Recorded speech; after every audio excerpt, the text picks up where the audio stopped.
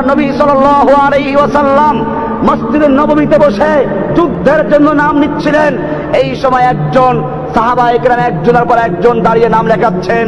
একজন মহিলা নিজের দুধের সন্তানকে এনে পেশ করছেন, ইয়া রাসূলুল্লাহ, আমার এই দুধের শিশুটিকে আপনি জিহাদের জন্য কবুল করে নিন। আল্লাহর নবী বলেছিলেন, আমি তো যুদ্ধের জন্য নাম নিচ্ছি, বাচ্চাদের খেলার জন্য নাম নিচ্ছি না। তোমার এই বাচ্চা না তীর চালাতে পারবে, না তরবারি চালাতে পারবে, না ঘোড়ায় বসতে পারবে, না উঠে বসতে পারবে, না ঢাল ঘুরাতে পারবে।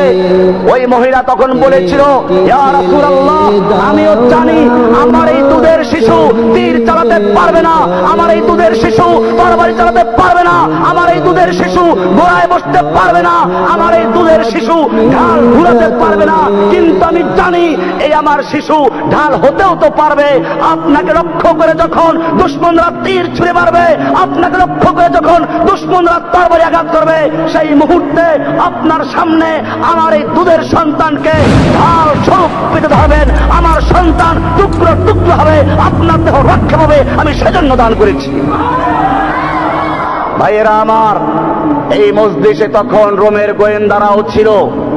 সেই গোয়েন্দারা গিয়ে রোম সম্রাটকে বলল, খবরদার মুসলমানদের সঙ্গে যুদ্ধ করে বিজয় লাভ করার স্বপ্ন দেখো না। রোম সম্রাট জিজ্ঞেস করলো, ব্যাপার কি? মুসলমানদের সৈন্য কি আমাদের চেয়ে অনেক বেশি? গোয়েন্দারা বলল, না, সৈন্য তাদের অনেক কম। বলে, তাহলে তাদের কি অস্ত্র অনেক বেশি? বলে, না, তাদের অস্ত্র নেই। তাহলে কি তাদের গায়ে শক্তি অনেক বেশি? বলে, না, তারা জীর্ণ শীর্ণ শুকনো রুটি খায়। তখন রোমের সম্রাট রাগ করে বলল, কেন আমাকে ভয় দেখাচ্ছ?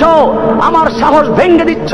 অস্ত্র আমাদের বেশি, সৈনিক আমাদের বেশি, গায়ে শক্তি আমাদের বেশি, কেন আমাকে ভয় দেখাচ্ছ?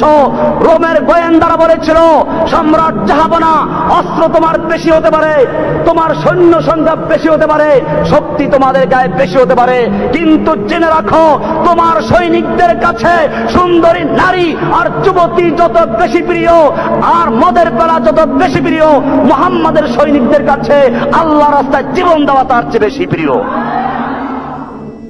ইন্নাল্লাহ আশতারা মিনাল মুমিনিনা আনফুসাহুম ওয়া আমওয়ালাহুম বিআন্না লাহুমুল জান্নাহ يقاتلون في سبيل الله فيقتلون ويقتلون وعدا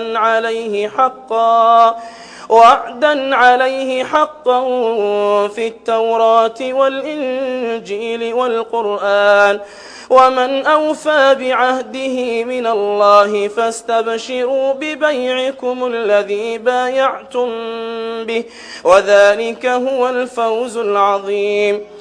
اقرأ أخيا ورتل القرآن اصبح بصوتك